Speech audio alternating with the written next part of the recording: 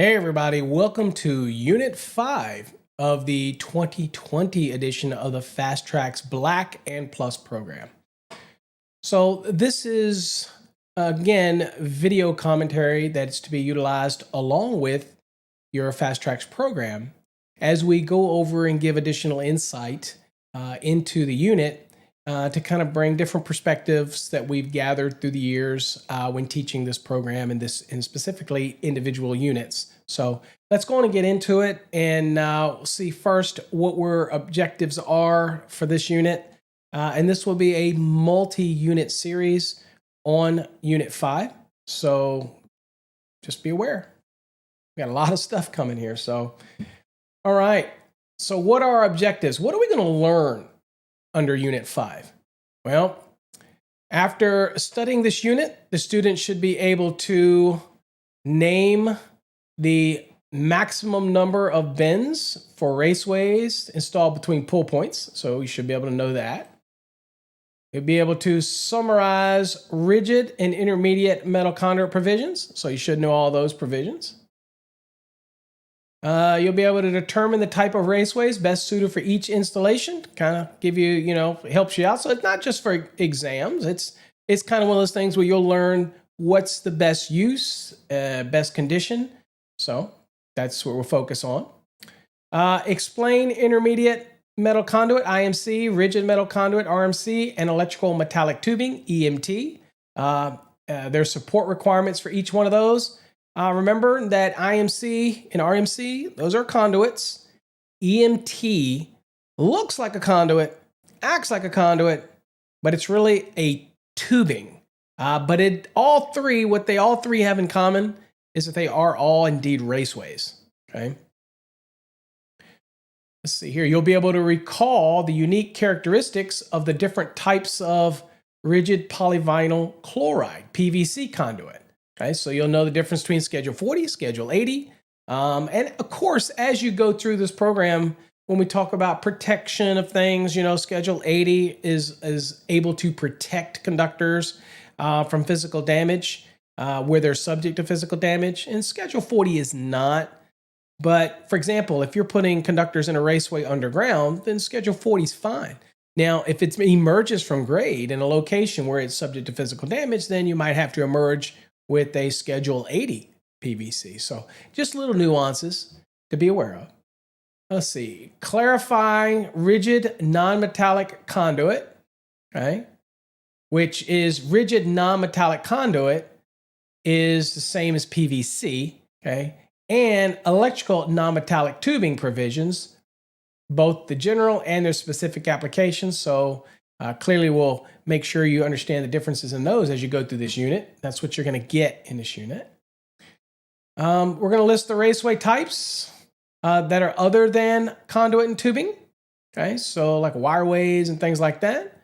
We're going to calculate the correct electrical trade size conduit required for each project. Okay, and I should elaborate that more. We're going to probably tell you the proper size raceway, because again, whether it's EMT, it's a tubing, or it's IMC, RMC, or whatnot, those are conduits. So you still have raceway fill and all that kind of stuff, whether it's conduits or tubings. So we obviously get into all that. You're going to be able to recall conductor properties, be familiar with the different conductor sizes and properties that are associated with them.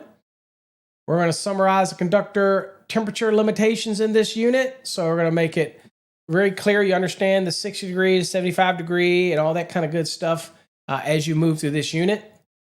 And explain the ampacity correction factors, including continuous loads and how to apply them. So an awful lot of material gets covered in Unit 5. So make sure you buckle up. Make sure you also, as always, you have your code book. Because anytime you see those chevrons, we're going to stop. We're going to go to the code. That's the whole concept of the training, okay, is to do that. So we'll kind of go through this introduction here, and this is going to be the first video here of this series for Unit 5.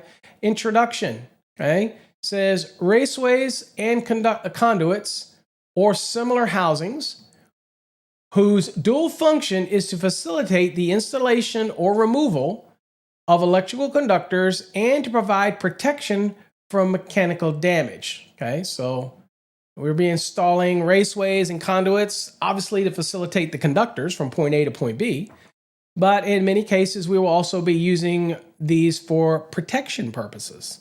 All right. Now, Article 100 defines raceways as an enclosed channel of metallic or of non-metallic material designed expressly for holding wires, cables, or bus bars. Right? Now, let's kind of highlight that real quick. So there are going to be raceways that are like wireways that are going to have bus bars in it. Obviously, you're not going to have bus bars inside of EMTs. You're not going to have it inside of RMC, IMC. But as you'll see, the term raceway is more than just the tube that we're all familiar with, right? So makes it we'll kind of make it clear as we move through this and you start to learn raceways. Now, by the way, if you go into the National Electrical Code, it will tell you whether something's a raceway or not.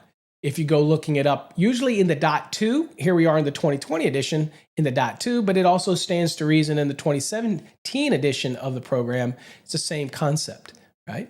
So it'll tell you whether something is a raceway or not, okay?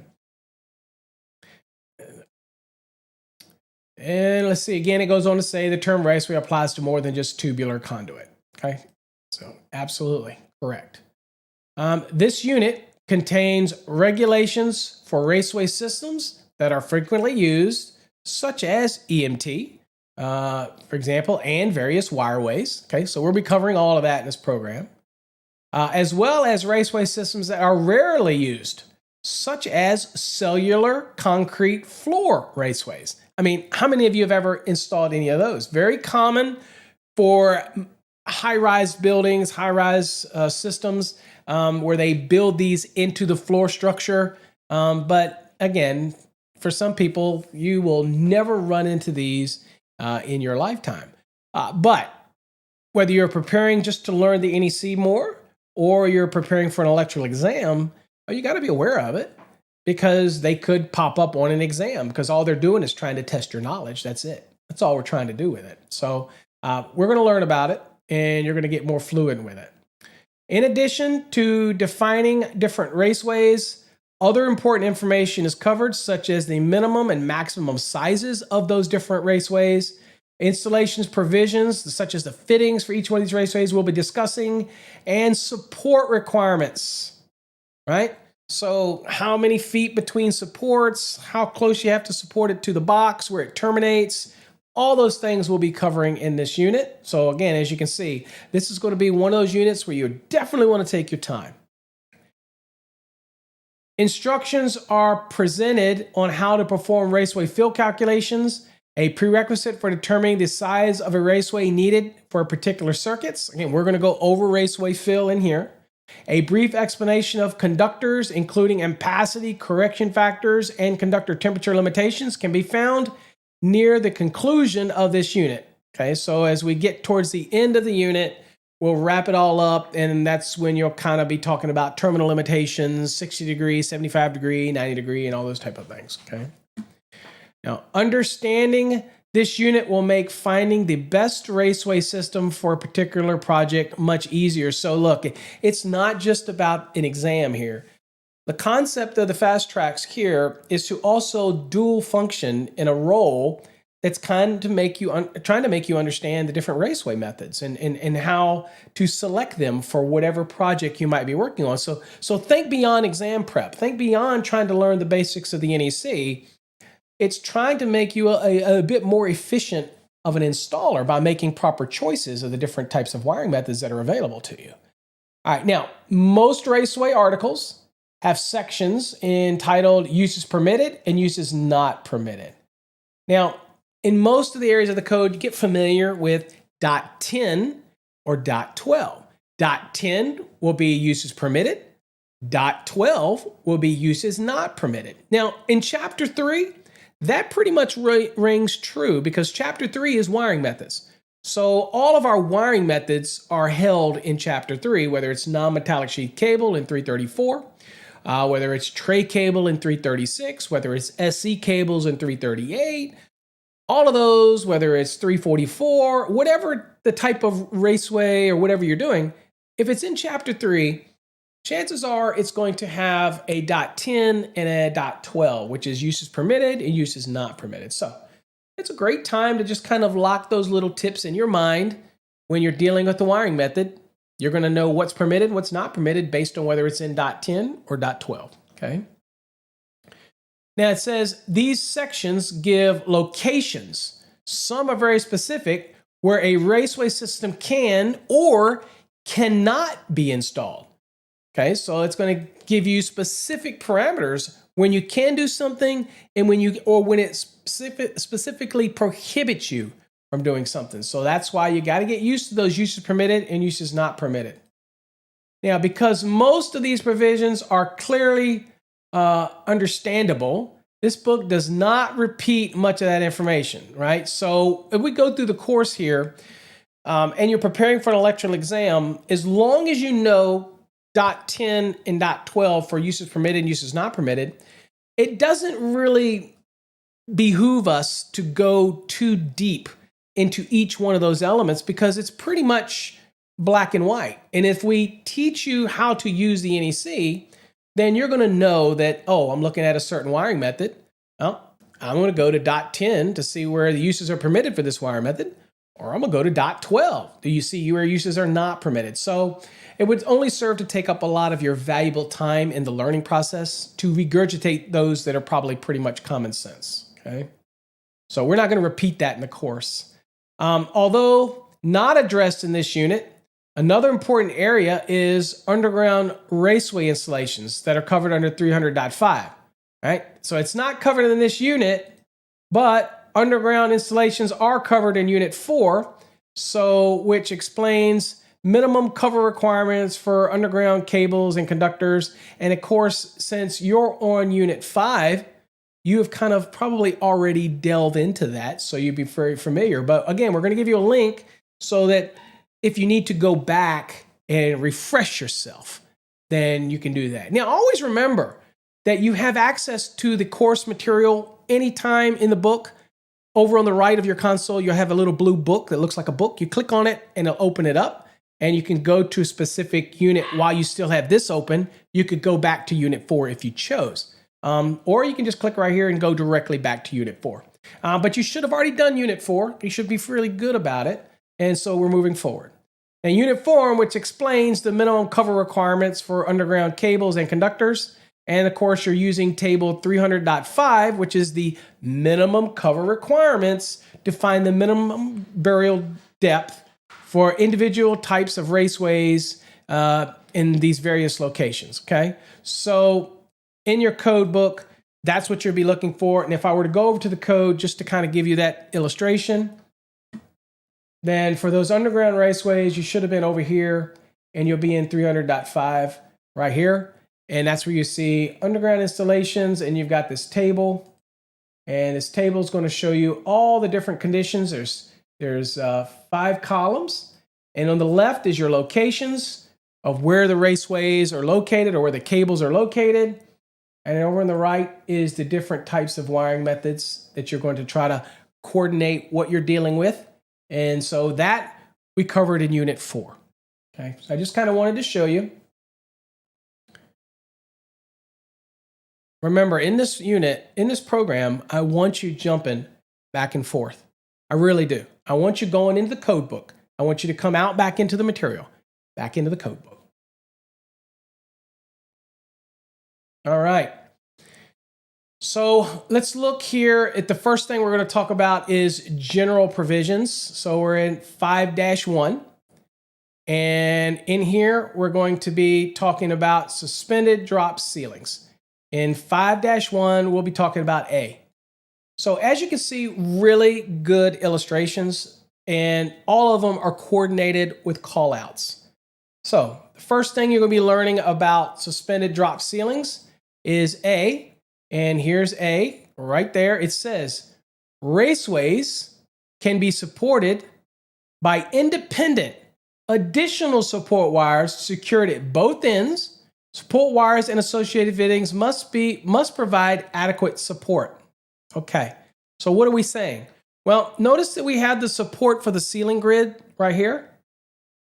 Now, this is the support for the raceway. It is in addition to the ceiling grid support, and it is secured at both ends, okay?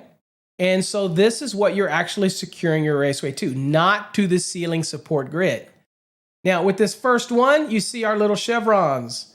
So what do we say we're going to do? Every time we see these chevrons, we're going to go to 300.11b. So we're going to go. And we're here at 300.11b. So what you're going to do is you're going to read it. And you see it says wiring systems installed above suspended ceilings. All right? So it says support wires that do not provide secure support shall not be permitted as the sole support. Okay, so again, if they're not going to provide secure support, then you're not going to use them. In other words, they just can't trapeze or just swing in the air. They're not going to be utilizing for sole support. It says support wires and associated fittings that provide secure support and that are installed in addition to the ceiling grid support wires. There you go. In addition, okay, shall be permitted as the sole support for the raceways as we showed. Okay. Now it says where the independent support wires are used, they shall be secured at both ends. Okay. So as we saw in our illustration, you're secured to the grid, secured to the ceiling structure. Okay. And it says cables and raceways shall not be supported by ceiling grids. Okay. So again, you're not going to just lay them across the top of the ceiling grid. Okay. So whether it's cables, you just don't lay them willy-nilly above the ceiling. Sadly, we see it all the time on social media pictures. But no, they have to be secured and supported in accordance with their requirements of their specific code section or article. But at the end of the day, we need to remember that if we're doing raceways, then they have to be independently secured in addition to the securement of the grid itself. Okay. So that's kind of what we look at when we're going and look at those references. Okay, so we'll come back. And that's what you see here. Here's the raceway being supported, and it's its own separate wire. And you see that it's taut at each end. Okay.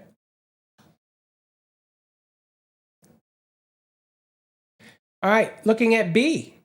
Here's the box. So we have a box in the suspended ceiling. Okay, so boxes can be secured by attaching independent additional supports, kind of same language, right? At both ends. So here you can see, here's an individual wire, okay, support wire. It's secured at the top to the structure, and it's secured to the grid, and it's secured at both ends, and that's what the box is mounted to. It's not mounted to the grid support system. It has its own support component, okay? Now, it goes on to say secure support must be provided by the support wires and associated fittings. And again, we read 300.11b, and that gave us the information we needed for that. Now, one other one, it's not really a chevrons, but we want to go look at it. And that's 314.23d2. Actually, there is a chevron here. Both of these are covered by the chevron. So we're going to go to 314.23d2 and see what it says. And remember, we're talking about these boxes right here. And of course, 314 deals with what? Boxes. So we'll go over to the code. And we're going to jump in 314.23. And we're at D2. So we're going to go down to D2. All right, so again, suspended ceiling information. See how these are all tying together. And D2 is talking about those support wires. Again, since we're under what? 314, overall, we're talking about for box support because we're under 314. So it says, the installation shall comply with 300.11a, and we kind of read that a little while ago. It says, the enclosure shall be secured using identified method to ceiling support wires. Now, identified method, People refer to these as a box will mount with like a bat wing or something else that mounts on a box that's identified for this use so that the box can be mounted rigidly to that support wire. Okay, many manufacturers make these. Okay, and it says including any additional support wires installed for ceiling support. Okay, so I might have to have something in the ceiling that this wire connects to. Now, in our illustration, we had a beam structure system that we connected to. It's probably just wrapping the wire around it, or there's a clamp that clamps on it. Again, many manufacturers make these. Okay. Now it says the support wires used for enclosure support shall be fastened at each end so as to be taut within the ceiling cavity. Okay. So we'll kind of come back here. So basically, if we're looking at the illustration again, and we're talking about this box value here, right here, this wire right here, the support wire, it's got to be done in a way that it's taut. So they're going to make sure it's not just swinging, it's not connected on one end, that type of thing. It's got to be taut. It's got to rigidly hold that box in place. Okay, so that's what that one's talking about for B. All right, we'll get rid of these. Next, let's look at C. C is right here. So this is the ceiling grid support wire. All right, so the ceiling grid support wires shall not be used to support raceways. Okay, and I'll remind you also, it is also not to support cables either. This was a big issue in Dallas area prior to the 2020 code, whereas they had some little rule that allowed them to do a certain number of cables, like MC cable, to these ceiling support wires. Well, nobody evaluated the weight of the ceiling grid. Nobody did any extra math. None of the engineers designed it. And so again, if you have a lot of cables connected to it, it changes the weight carrying capacity of the grid system and of those support wires. So don't do that. Run your own support. Support as an electrician. We want to support our wires independently on our own. All of our cables independently on our own. All of our raceways, boxes independently on our own, not to the ceiling grid system. Okay. And we just saw that over when we looked at the references in 300.11 and 314.23 D2 when we're talking about the boxes. The next is D. So D seems to be pointing again to this box. And we already kind of read that, but we probably didn't look at D1. So what is this talking about? All right, well, it says certain boxes can also be mounted to suspended ceiling frame members, okay, under 314.23 D1. Okay, so we want to go look at that. So that is telling us that there are certain boxes that actually can be mounted to the suspended ceiling frame. Specific boxes that can be mounted to the frame. This box you see in our illustration is not mounted to the frame, but I'm sure you've seen boxes that were actually mounted to the framing members. So where does the code give us that allowance? And let's read it. So it's 314.23 D1. Let's go there. Right here, we're still there. And here's D1. See, it's talking about the suspended ceiling. Now we're talking about the framing members supporting the boxes.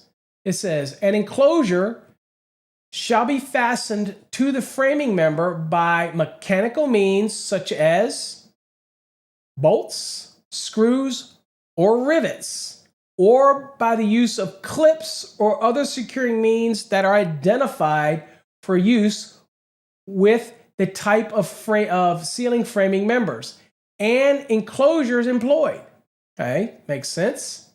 Also says the framing members shall be supported in an approved manner and securely fastened to each other and to the building structure.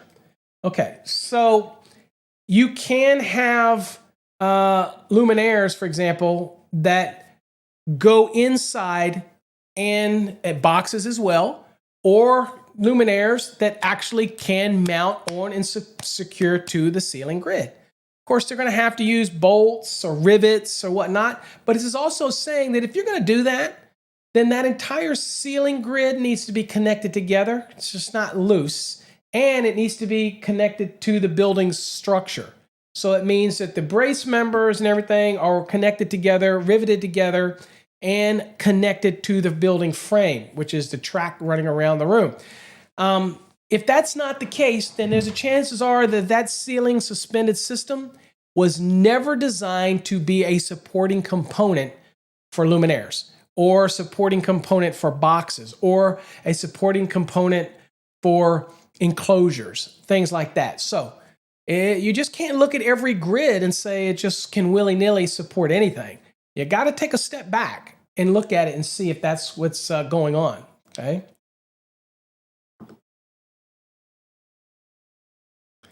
All right, next is E.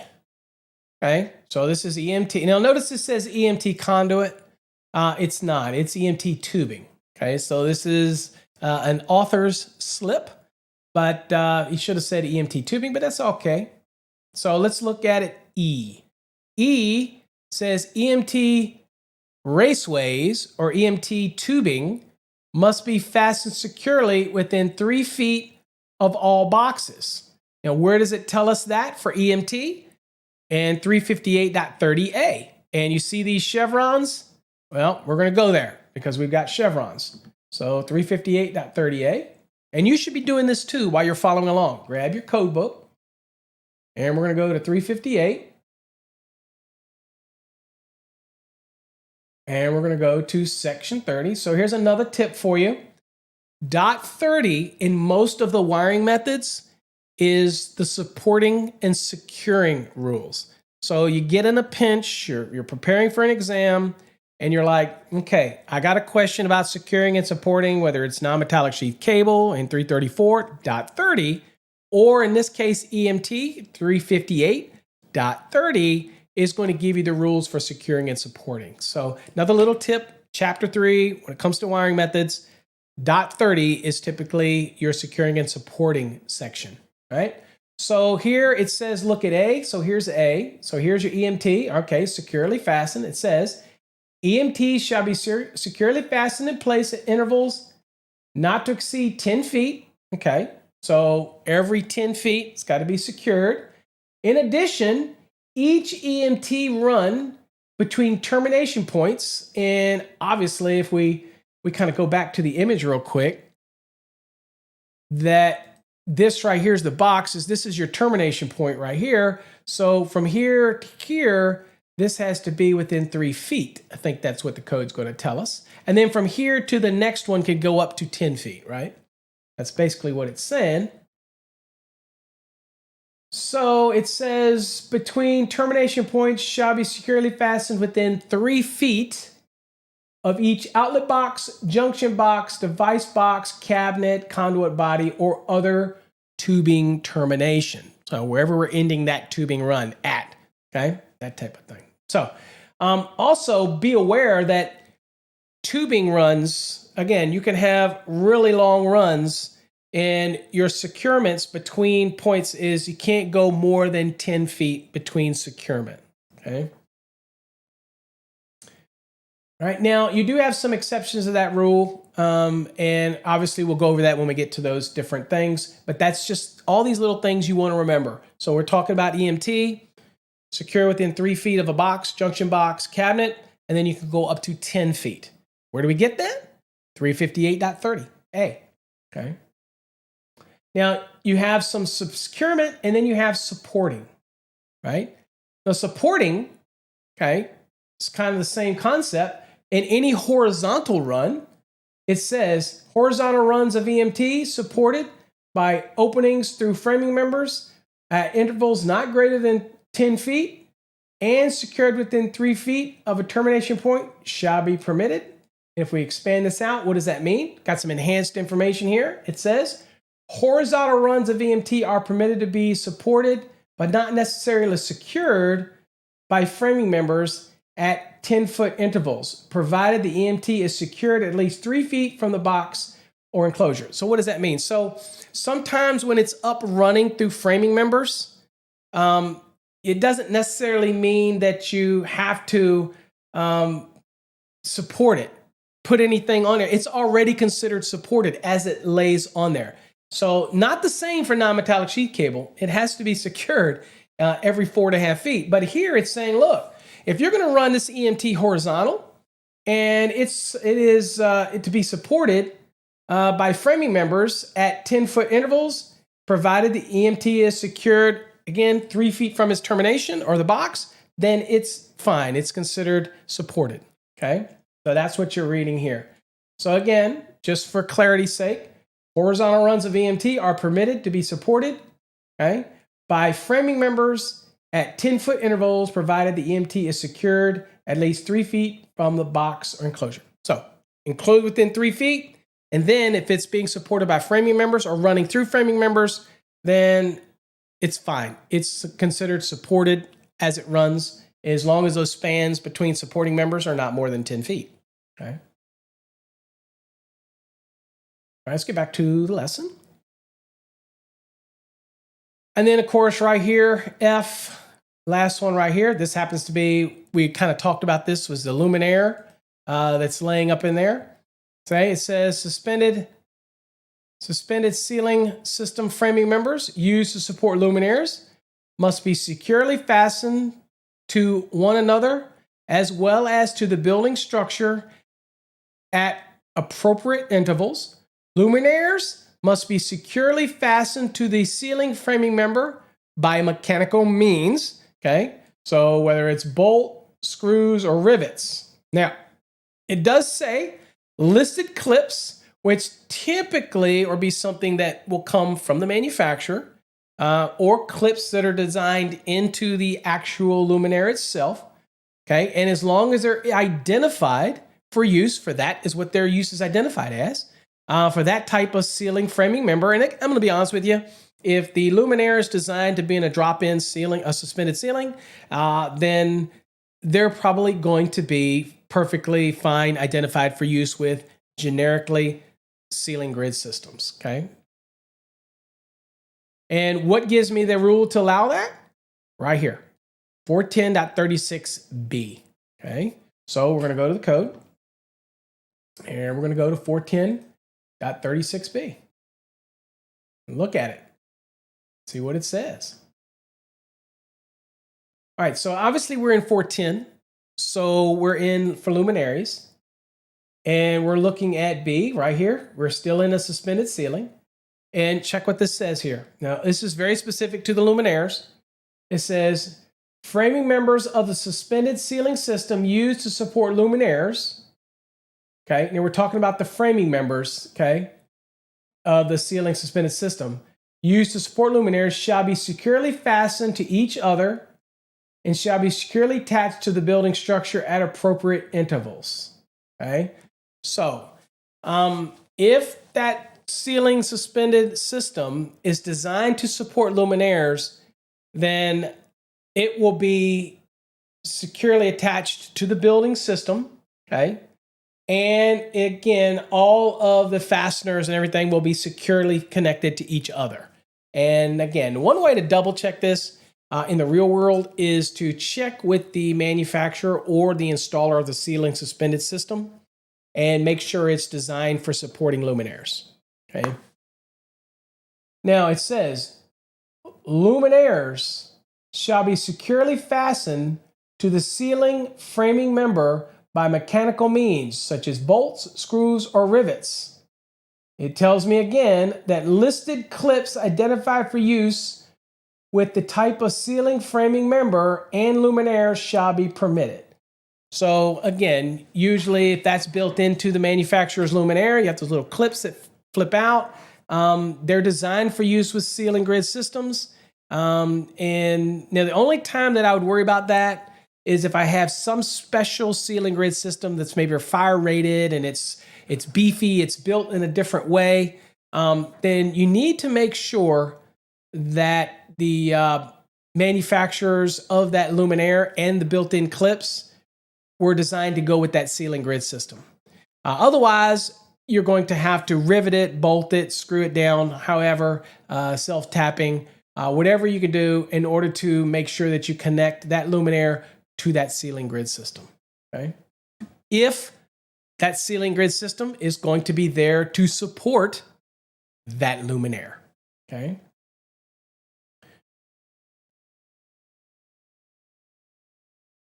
All right. Well, that's 51A. We're going to stop there in this episode. And we covered 51A. And in the next episode, we're going to cover 51B, talking about maximum bends in one run and talking about all the little nuances with that. So stay tuned, and we'll catch you in the next episode in Unit 5 of the Fast Trax system.